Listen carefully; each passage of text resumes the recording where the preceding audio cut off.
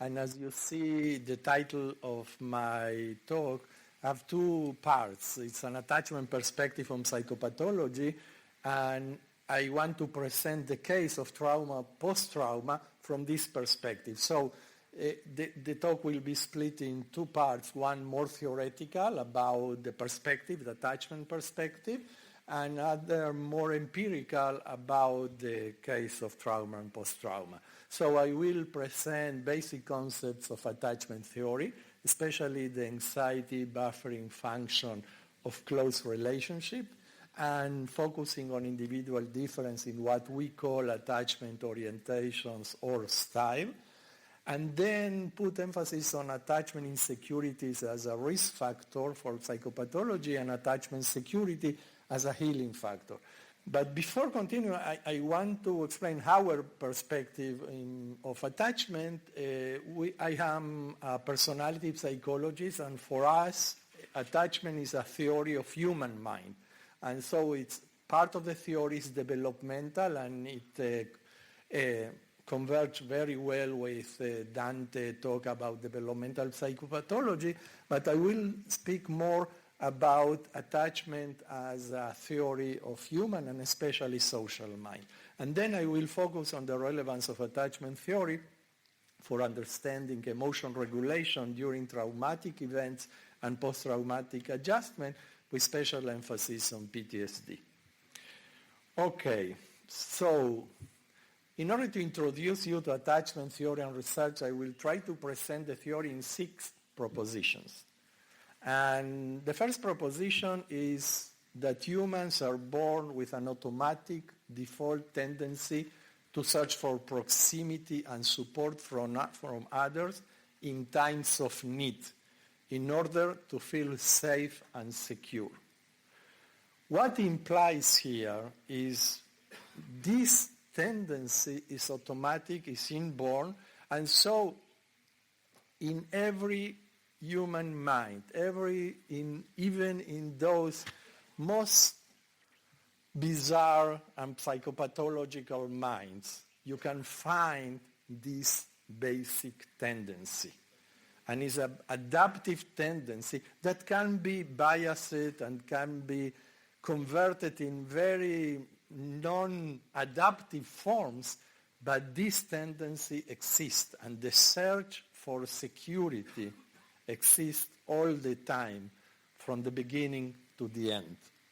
And it's it's a very hopeful and optimistic view of human mind, because this tendency exists in every one of us. And it's important that it's active not all the time, but also in times of need.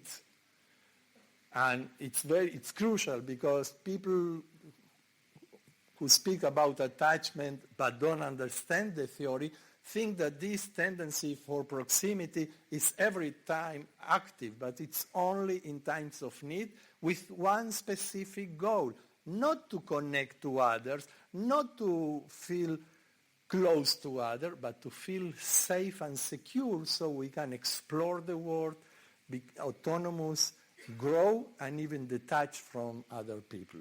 So those proximity bits are only means to get a sense of felt security, a sense that the world is a safe place, that one trusts and rely on others, on benevolence of others, and that one can freely detach from others and explore the world with the confidence that support will be available when needed. This is how we understand the sense of attachment security, and this sense is a resource, as you will see later, for other developments. And a derivative of this proposition that a failure to get security, and I'm not speaking in infancy. In infancy it's crucial, but over the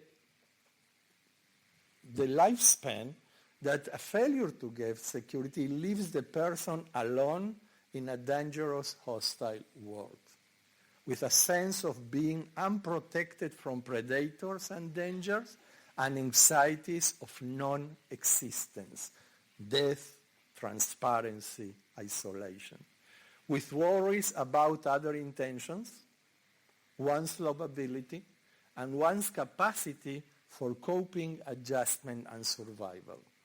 And with a need to construe alternative defenses, because the default defense of searching for security doesn't work against those core anxieties and worries that can result in maladaptive patterns of relating in a tormented world.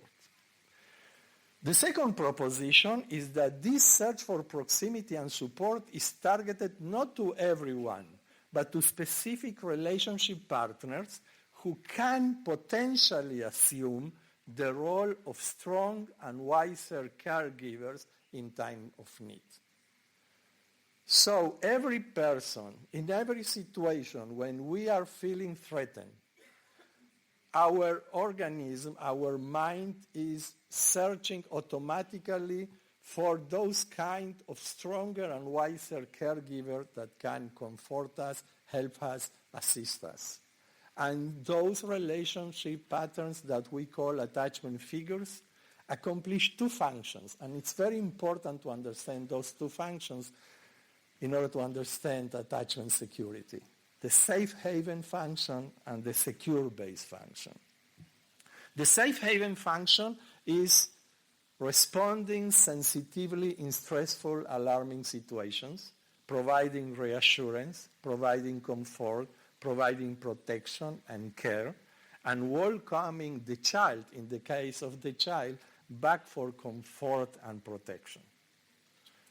It's calming, it's a reassuring function that creates a sense of being loved and cared when I need it. But the second function, and I think more important function, is the secure base function that facilitates the child exploration of physical environment or adult exploration of their own mental environment, becoming emotionally available and physically available in case of need, encouraging the other person to go to freely explore in a playful and relaxed way. So this creates what people creating an intervention with parents call the circle of security, and I took this figure from there, a way of how they explain this circle of security to parents, but this circle of security exists in every moment in which the attachment system is activated and an attachment figure can provide a sense of security. Provide a secure base with the hands going, pushing away and encouraging the other to be free to explore the world, to take risks, to take challenges, with the confidence that I will be here for you in case of obstacles, problems, and other tensions. And then when you need me, I am here to holding you, to comfort you, to protect you with the same hands. And the same hands are pushing away and receiving the other. In psychotherapy, you will call holding and challenging. Holding the person, the distressed person, calming, but then challenging, encouraging exploration. See? This is the role, and I gave the example of psychotherapy, and I can give the example of teaching, and I give the example of manager, of everyone who is in the strong and wiser caregiver position. The third proposition is that this search for attachment security is active from the cradle to the grave, in Bowlby's term. The goal is the same if we go in childhood and adolescent and adult, is search for security. But the figures change. In childhood, there are the parents, grandparents, or daycare workers. But in adolescent, adulthood, we have friends, romantic partners, contextual figures like teachers, managers, leaders, supervisors, therapists, who can act in a specific context. Only in the specific context an attachment figure, providing safe haven and secure base. And so when training teachers, we don't need to train them to how you teach math or history, but how your first role is to be an attachment figure, because if the child will be calm and relaxed, he can learn better. And the first role of the therapist, according to Bowlby in the 88 books, A Secure Base, is to be an attachment figure. But there are other symbolic figures like God, pets, group, and even substance, because addiction can be conceptualized as an attachment disorder. But the problem is that those symbolic figures sometimes, especially drugs, provide only the safe haven function, the relaxing, calming function, but don't provide the secure base function of growing and become autonomous. And the behavior also differ. In childhood, we have the signaling, motor, and verbal behavior asking for help. In adulthood, in adolescence, we have phoning, texting, posting, etc., all the digital and social media communication. But we have also activation of mental representation of soothing attachment figures that can calm the person without the real need to go and approach an actual person. For example, take myself, that I'm beginning to give this lecture with a lot of tension and anxiety. But my attachment system is not now running to my attachment figure, because if not, I will not be able to give the lecture, but is activating in my mind unconsciously or consciously. I'm practicing this kind of meditation where I'm bringing to my mind this mental representation of soothing attachment figures of my secure base. And also, we have this kind of activation of self-caring subroutines, our inner monologue, that there are the voices of those attachment figures that are internalized within myself, and I use these voices to calm myself in my inner monologue. The fourth proposition is that there is a dynamic interplay between attachment and other non-attachment activities or other evolutionary systems. When one feels unprotected and insecure, fear is prominent. Other non-attachment activities are stopped, and resources are devoted for self-protection and security restoration. And other activities can be painted through these attachment worries and defenses. When security is restored, behavioral systems other than attachment, exploration, caregiving, affiliation, sex, dominance can be activated, allowing a person to become more competent and autonomous and enjoying the benefits of those activities for the sake of those activities.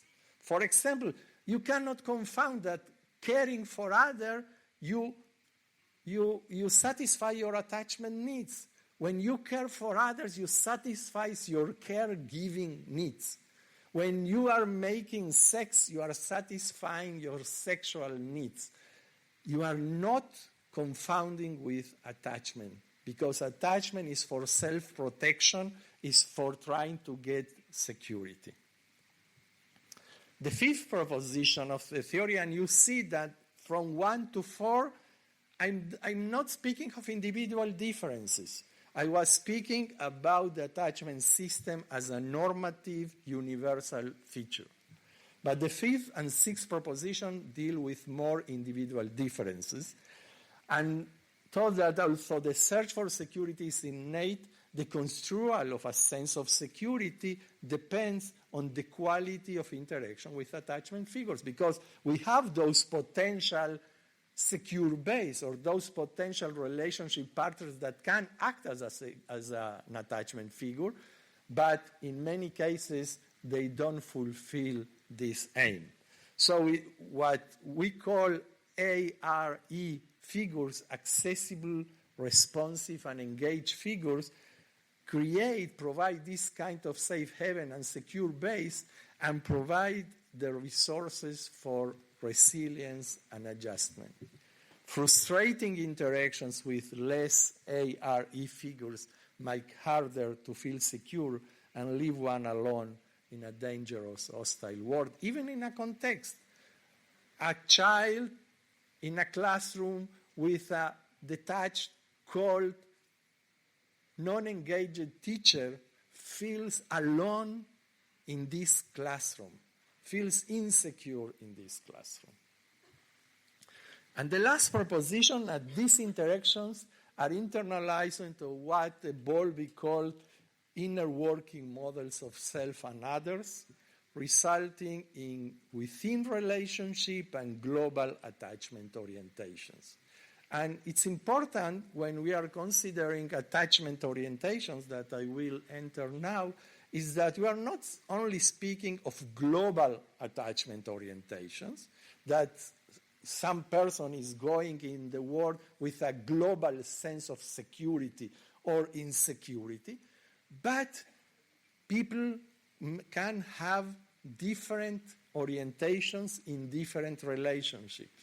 With my spouse or my partner, I can have a very secure relationship. With my brother, I can have a very insecure one. With my father, I can have a very insecure relationship. With my supervisor, I can have a very secure one. And also, we have more episodic orientations that with my partner, last week, I feel alone in a dangerous relationship. But generally, I feel secure in this relationship. So when we are speaking of individual differences, we are not speaking of a monolithic global personality trait, but we are speaking of a complex network of representations that provide the person with the sense of security or insecurity in specific relational contexts, in specific times, and the mind categorize and generalize and create some kind of global orientation, but you can find, even in a very insecure mind, islands of security that you can catch them, hold them, and foster them. So, interaction with those ARE figures are internalizing positive models of self and others and set the basis for developing a more secure orientation, whereas more frustrating interaction elicit core anxieties, negative models of self and others, and foster reliance on defensive attachment-related strategies, what we call secondary attachment strategies, anxiety or avoidance. And when we are speaking of attachment orientation, and this model is global at the personality level, at the relationship level, or you can measure at every night, or in sampling, for example, with Tom Insel apps, sampling the sense of those orientations at specific moments. And we have a region of security, when the person feels very secure at this moment in this relationship or at the personality level. And we are speaking of two dimensions. One dimension is anxiety, that represent worries about rejection, about one's unlovability, and extreme needs of dependency, search for proximity, and security restoration. And it's not an overwhelming response. It's a defense against the basic insecurity. Try harder. Try harder to get security with a lot of worries, a lot of anger, a lot of hostility and violence, but trying harder to get security. And you have the avoidance dimension, that high avoidance reflects distrust of others' intention and preference for self-reliance and avoidance of closeness, proximity, physical, emotional, and cognitive. And so we have all those areas that represent different kinds of insecurity, and when you have the combination of high anxiety and high avoidance, what we call fearful avoidance, that can also, it's called disorganized attachment, that represent the very opposite to a secure orientation. And this is the way we are measuring. We are measuring those orientations with the ECR, the experience in close relationship, and you have a few items of examples of those items. But again, you can measure this at the personality level, you can measure at the relationship level, you can measure at a very specific context or time, and you can also ask about felt security, and not only about avoidance and anxiety.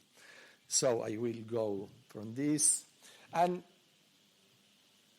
what are those core components? If I will go to avoidance and anxiety, avoidance is a move-away defense against core anxieties by relying exclusively on oneself and avoiding reliance on others. The potential benefits is avoidance of pain and potential rejection, rapid fight-flight development of personal skill, depending on resources and threats and circumstances. The potential risk of avoidance that thousands of studies have demonstrated: narcissism, perfectionism, defensive projection, loneliness, negative, cynical view of others, lack of confrontation with emotion and inner pain, somatization, etc. And anxiety is more a moving toward defense against core anxieties by intensification of proximity beats and coercive attempts to get security for partner. The potential benefits and adaptive is hope for security and persistence in getting security. And maybe sometimes you can get it. And the potential risk is overdependence, lack of autonomy, anxious hypervigilance, hypersensitivity, increased chances of rejection and violence, creating a cycle, a dyadic cycle of insecurity, proneness to distress, and non-attachment activities become painted, become means for getting security. So, those anxious strategies impair regulation of emotion and encourage intense and chronic distress, which might result in cognitive disorganization and, in some cases, psychopathology. And avoidance strategies leave distress unresolved, thus during prolonged, demanding, and distressing experiences, not daily life. Those strategies can impair a person's ability to confront life adversities, cause a marked decline in psychological functioning, and being directly manifested in somatic symptoms. And we have also transdiagnostic research showing that attachment insecurities are related to psychopathology. And what we know about attachment security, and I can show research, but I will only summarize: benign appraisal of threatening event, optimistic, hopeful expectations about one's capacity to cope with threat and suit oneself, appraisal of self-disclosure, emotional expression, and support seeking as rewarding coping strategies, positive beliefs about other traits and intentions, and positive beliefs about the self as worthy and competent, and accepting, compassionate attitudes toward the self, like attachment figures had toward oneself.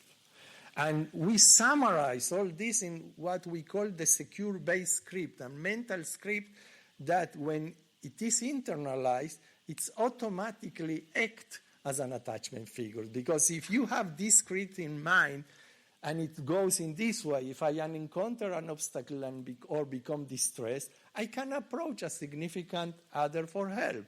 And then she will be available and supportive. And then I will experience relief and comfort as a result of proximity to this person. And then I can return to other activity. So, if I have this script in my mind, if I encounter an obstacle and or become distressed, I can calm myself because I have the hope of security. And when I have this optimistic and hopeful attitude and feel relaxed, I can solve the problems more effectively and can return to other activities. And so for us, the sense of being loved and accepted by significant others in every context is a fundamental building block supporting mental health and functioning. Now I want to go to the case of attachment trauma and post-traumatic adjustment. And for us, a person's state of mind when undergoing trauma is associated with intense negative emotion and a desperate search for external or internalized attachment figures who can provide protection, comfort, and relief from distress. Attachment system activation for us is an automatic response to traumatic events. This activation is likely to be experienced as an intense need for and cry for help. And when this cry for help is effective in mobilizing external or internal sources of safety and security, a person can rely on those security-based beliefs and deal more effectively with trauma and restore emotional equanimity in a more faster way. But when an insecure person fails to find a source of support, strong feeling of helplessness, loneliness, isolation, and rejection may emerge. The trauma may not be resolved, and profound emotional sequelae may ensue in the form of PTSD. So for us, when a traumatized person is coming to therapy, he's coming not only to speak about the trauma, but also he's coming to speak about being isolated, lonely, rejected in an hostile and dangerous world. And so treating the trauma needs first of all to treat these insecurities and provide the person the context of security within the therapy room in order to work through the trauma. So for us, security-based strategies help people work through the trauma, reducing the intensity of both intrusion and avoidance responses. And those security-based strategies can be fostered not only at the personality level, but also within the therapy room by the patient community and close relationship. And actions hyperactivating strategies facilitate the reactivation of the traumatic experience and reenactment of the frustrated cry for help, which encourage intrusion PTSD. And avoidant deactivating strategies cause a traumatized person to avoid confrontation with trauma reminders, thereby encouraging post-traumatic avoidance responses. And we have a lot of correlational evidence showing that self-reported attachment insecurities are related with severity of PTSD symptoms. In our study of ex-prisoners of war of the Yom Kippur War in 1973, we found that those attachment insecurities have been associated with PTSD symptom levels 18, 30, 35, and 40 years after the trauma of captivity. In a recent study, we examined whether attachment insecurity of those Israeli XPOs and their spouses explain individual differences in cellular aging 40 years after a captivity. Take into account that they were in the 20s in 73, now are in the 60s or something. And we showed that XPO's attachment avoidance was associated with shorter telomere length. In addition, spouse attachment anxiety was associated with shorter telomere length among XPOs. It's not only the person own attachment orientation, but also the insecurities of his partner in this case that create a sense of insecurity in the relationship and that reduce telomere length of increased cellular aging. In another recent study, we examined whether attachment orientations moderated the self-amplifying cycle of PTSD and negative cognition decades after the trauma of captivity ended. And findings provided for a self-amplifying cycle of PTSD severity and negative beliefs about other benevolence. Among XPOs, we have a matched control group of veterans who fought in the Yom Kippur War and were not in captivity, and those findings were, and also the cellular aging, are only specific for those who have the captivity trauma. Negative beliefs about other predicted subsequent increases in PTSD severity over a 7-year period, but PTSD in severity predicted subsequent increases in negative beliefs over time. And the most important thing for us is that attachment anxiety exacerbated the entire self-amplifying cycle.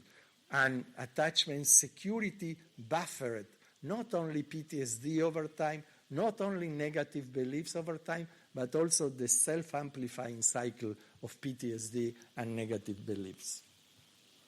And in a dyadic study conducted among XPOs and their wives, we found that XPOs' attachment anxiety predicted heightened secondary traumatization responses among their wives 35 years after the captivity experience. And using the same samples, we now found that XPO's attachment anxiety predicted heightened attachment insecurities and increased secondary traumatization responses among their offspring, adult offspring, 44 years after the captivity experience.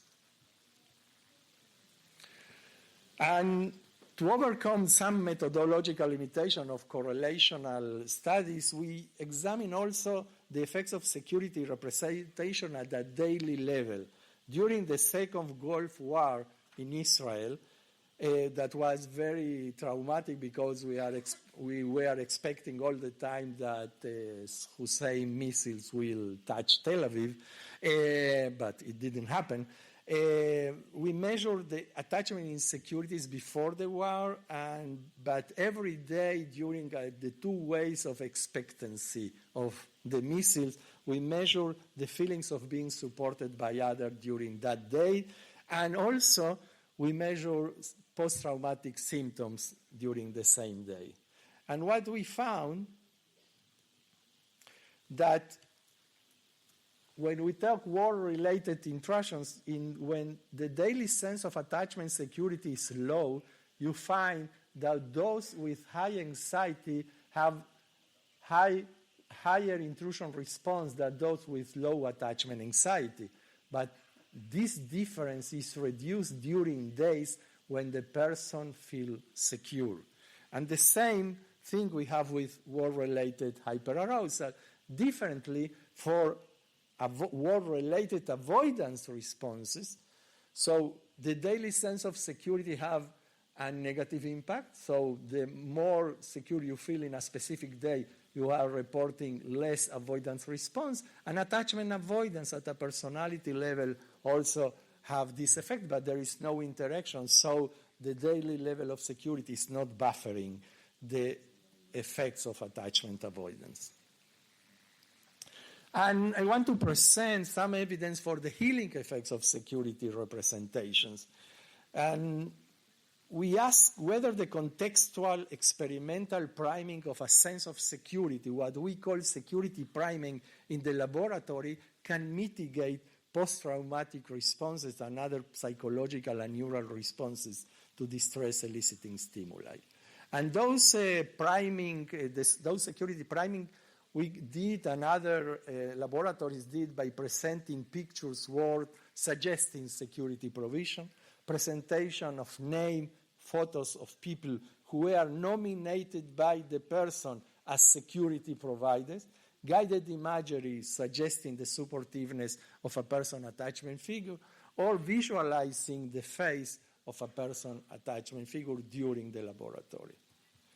We primate those mental representations and examine the effects of implicit responses to the trauma of terrorism in Israel among PTSD and non-PTSD participants. And those implicit responses were indicated by cognitive accessibility of trauma-related thoughts in a Stroop color naming task. longer latencies for naming the color of trauma-related words.